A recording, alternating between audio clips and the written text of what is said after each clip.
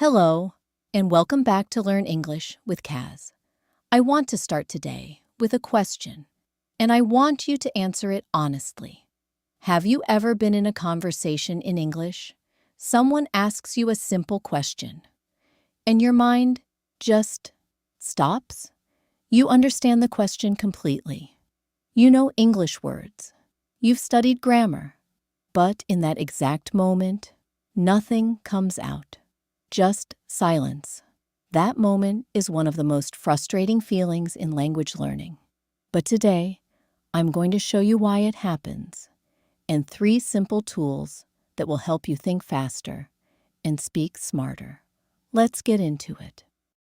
So, why does your mind go blank? It's not because your English is bad, and it's not because you haven't studied enough. It usually comes down to 3 things. First, you're trying to be too perfect. When someone asks a question, you instantly start building the most correct sentence possible in your head. You check every word, you check the grammar, and while you're doing all of that, the conversation moves on without you. Here's the truth. Native speakers don't build perfect sentences. They build clear ones. Clear is always better than perfect. Write that down if you need to. Clear is better than perfect. Second, you're translating. You think in your native language first, then translate it into English. That works when you have time to write, but in a real conversation, you don't have time. The goal is to think directly in simple, clear English. Third, you don't have enough pause phrases ready in your brain. Pause phrases are short expressions you can use immediately, without thinking. Things like, "That's a good question," "To be honest," or "Let me think for a second." These phrases do something powerful. They buy you time. Buying time means getting a few extra seconds to organize your thoughts while you're already speaking. You never look stuck. You just sound thoughtful. Imagine you're at work and a colleague asks, "What do you think about the new schedule?" Instead of freezing, you say calmly, "That's a good question. Let me think for a second." Look at what happened. You bought time, stayed in the conversation, and sounded completely natural. Let's practice that right now. Say it out loud with me. That's a good question. One more time. That's a good question. Excellent. Use that in your next conversation. It works in offices, classrooms, airports, everywhere. Now, to stop translating and stop overthinking, you need a quick way to organize your thoughts. This is a simple 3-step structure that makes any answer sound smart. Answer, reason, example. Step 1, give your direct answer.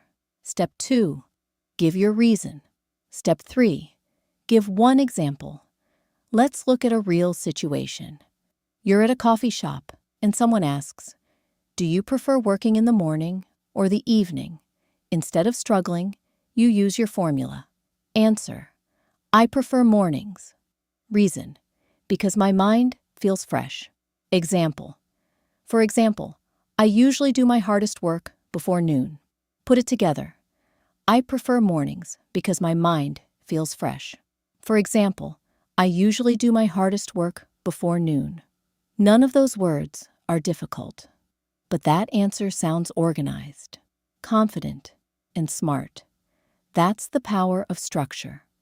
You're not changing your English level. You're organizing your thoughts. Now it's your turn. The question is, why are you learning English? Think of your answer, reason, and example. Here is one way to say it. I'm learning English because I want better career opportunities. For example, I want to apply for international jobs. Let's practice saying an A-R-E structure together. Repeat after me. I prefer mornings because my mind feels fresh. For example, I work best before noon. Perfect. That is how a confident English speaker answers. Now, What happens when someone asks an unexpected question? You can use advanced pause phrases like, off the top of my head. This means the very first idea that comes to mind. Or, I haven't thought about that before, but. And if you don't understand the question at all, ask for clarification. Clarification just means asking them to explain or make something clearer. Don't stay silent. Just say, sorry, could you repeat that? Or, could you say that in a different way? Asking for clarification shows confidence, not weakness. Finally, if you make a mistake in the middle of a sentence, don't panic and don't restart the whole sentence. Just say, sorry, and keep going. Smart speakers don't avoid mistakes. They recover from them quickly. Before we finish, let's quickly review the 5 key words you learned today. Let's see if you remember these. The first word is blank. When your mind goes blank, it suddenly becomes empty, and you can't think of what to say. For example, my mind went blank during the interview. Our second phrase is buy time. To buy time means giving yourself a few extra seconds to think while you're speaking. For example, pause phrases help me buy time in conversations. Next is structure. Structure is simply the way you organize your answer. Today, we used answer, reason, example. That's a simple structure that helps your English sound clear and confident. Our fourth word is clarification. Clarification means asking someone to explain something more clearly. For example, sorry, could you explain that again? And our final word is recover.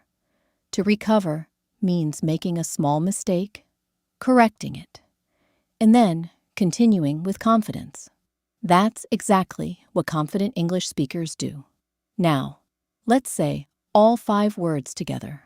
Blank, buy time, structure, clarification, recover, excellent. Those words are now part of your English vocabulary. Now I have a little challenge for you. I'd love to see your answer in the comments. Using the answer, reason, example structure, answer this question. What is one thing that helps you speak English more confidently? You could write something like this. One thing that helps me is practicing every day because it builds my confidence. For example, I watch English videos and speak out loud. There's no perfect answer. Just do your best. I read every single comment, and I genuinely enjoy seeing your progress. Be proud of yourself for practicing today. Most people think about learning English, but today, you actually practiced, and that's how real progress happens. If you enjoyed today's lesson, I'd really appreciate it if you gave this video a like and subscribed to Learn English with Kaz. Remember, you don't need perfect English to become a confident English speaker. You just need to keep showing up, keep practicing, and keep believing in yourself. Every new word you learn, every conversation you have, and every mistake you make is another step forward. You're making progress, even if it doesn't always feel like it. If you'd like to keep improving your English, take a look at the other lessons here on the channel. There are plenty of videos waiting to help you build your confidence, improve your vocabulary, and speak more naturally. Thank you so much for spending this time with me today. Take care, keep smiling, keep speaking, and I'll see you in the next lesson.